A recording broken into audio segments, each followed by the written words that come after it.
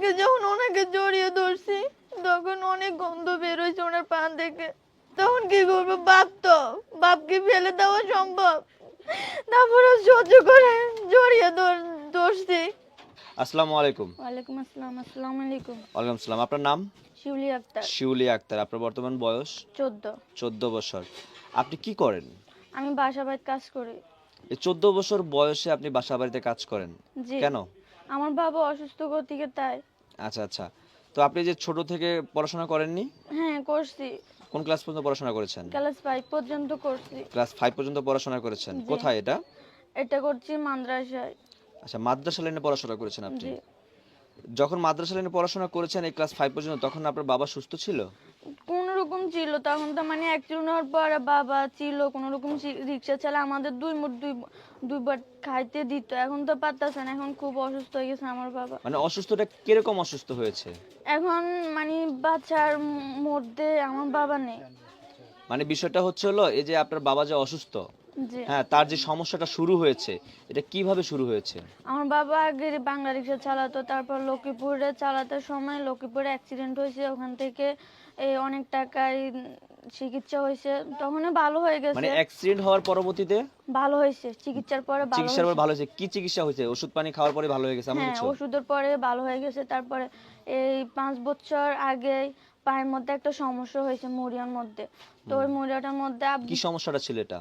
পায়ের মধ্যে একটা বিচি উঠছে। বিছিয়ে উঠছে, হ্যাঁ, তারপরে? তো আব্বু ওটা বেলেট দিয়ে ঘুষা দিছে ওখান থেকে এই পানি বের হয়ে, ওখান থেকে পানি বের হয়ে ওটা পৌঁছে গেছে। তারপর মুড়িয়া চট্টগ্রামে ফেলে দেওয়া হয়েছে। তো আবার ওখান থেকে ভালো হয়েছে, মুড়িয়ে ফেলে দেওয়ার পরে ভালো হয়েছে। তারপরে আনছে, বাড়িতে আসার পরে এই 27টা মাস ভালো হওয়ার পরে এখন আবার শুরু হয়েছে পা ব্যথা, ওনার চেঁচামেচি, চিৎকার। আচ্ছা, এই যে প্রথম যেই ব্লেড দিয়ে এটা ছিদ্র করে, হ্যাঁ, বা এটার ভিতর থেকে পুষ বের করে একটা চিন্তা ভাবনা বের হয়, ব্লেডটা কি ভালো ছিল না ব্যবহৃত ছিল? ওটা ভালোই ছিল। নতুন ইনটেক ব্লেড ছিল এমন কিছু? হ্যাঁ। শিওর আপনি? জি। আমি সুপ্রিয় দর্শক এখানে আপনাদের উদ্দেশ্যে একটা কথা বলতে চাই।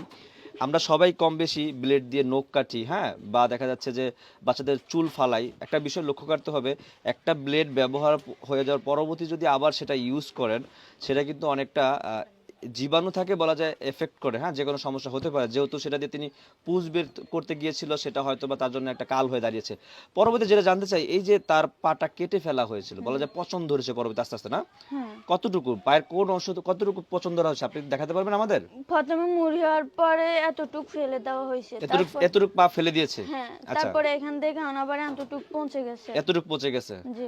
আচ্ছা আচ্ছা, আর একটু উপরে হবে মেবি। সুপ্রিয় দর্শক, এখন ডিসপ্লেতে তার একটা ছবি দেখতে পাচ্ছেন, তার কিন্তু প্রায় রানের কাছাকাছি চলে গিয়েছে পচনটা। জি জি, এতটুকুই। এতটুকু। জি। তো যেটা বললেন আপনি বাসা বাড়িতে কাজ করেন, না? জি। কত বছর ধরে? 5 বছর পর্যন্ত। মানে 5 বছর ধরে আপনি বাসা বাসা বাড়িতে বাড়িতে কাজ কাজ করেন। করি, জি। কত বছর বয়স থেকে শুরু করলেন কাজ করা? 8 বছর থেকে, মানে 8 বছর পরে যাওয়ার পরে আবার আসছি। আসার পরে আব্বুর সাথে থাকছি, আব্বুর সাথে মেলামেশা করছি, এই আব্বুরে ডাকতাম। এখন তো আর ডাকার মতো আব্বুর অবস্থায় নাই। আচ্ছা আচ্ছা, এখন বর্তমানে আরো বেশি পছন্দ ধরেছে। জি। এই যে টাকাটা পাইতেন আপনি ওইখানে, হ্যাঁ, জি। কত টাকা যেন পাইতেন? পাইতাম 3000 টাকাই পাতাম। এই পুরো 3000 টাকা পাঠাইতেন নাকি নিজের জন্য কিছু খরচ না, রাখতেন? আব্বুর জন্যই পাঠাই দিতাম। পুরোটা পাঠাই দিতেন? জি। তাহলে সেখানে আপনি থাকতেন বা আপনার খরচপাতি লাগতো না? ওরাই দিত সব। সব ওনারাই বহন করতো? জি। আচ্ছা আচ্ছা, এই পুরো টাকাটা চিকিৎসার জন্য পাঠাই দিতেন? জি। আপনার বাসায় সদস্য কতজন? আমি সব 5 জন। এই 5 জনের মধ্যে আপনি কাজ করেন আর কে কাজ করে? আমার আম্মু কাজ করে। এই দুজনে কাজ করেন? জি। দুজনে কাজ করে আপনাদের সংসার চলে, না? চলে না কোনো রকম। কোনো রকম। হ্যাঁ। আচ্ছা, আপনি তো পড়াশোনা ছেড়ে দিয়েছেন, হ্যাঁ, আপনি সংসারে বড় মেয়ে হিসেবে, হয়তো ছেলে হলে সেও এই কাজটি করতো, মেয়ে হিসেবে যেহেতু সংসারের দায়িত্ব নিয়েছেন, এই দায়িত্ব নেওয়ার পরবর্তীতে বর্তমান সবকিছু মিলে সংসার ওইভাবে চলছে না? জি না। আচ্ছা, এখন বিষয় হচ্ছে আপনার ছোট যারা আছে তারা কি পড়াশোনা করছে? হ্যাঁ, ওরাও করে, এখন ওরাও টাকার জন্য করতে পারে না। টাকার জন্য তাদেরও পড়ালেখা বন্ধের দিকে? হ্যাঁ। আচ্ছা আচ্ছা, সুপ্রিয় দর্শক, অনেকটাই দুঃখজনক। আরেকটা বিষয় জানতে চাই, সেটা হচ্ছে আপনি বললেন 3000 টাকা পান, আপনার আম্মা কত টাকা পায় বাসা বাড়িতে আমার কাজ করে? আম্মু 3-4 হাজার টাকাই পায়। এরকম পায়, না?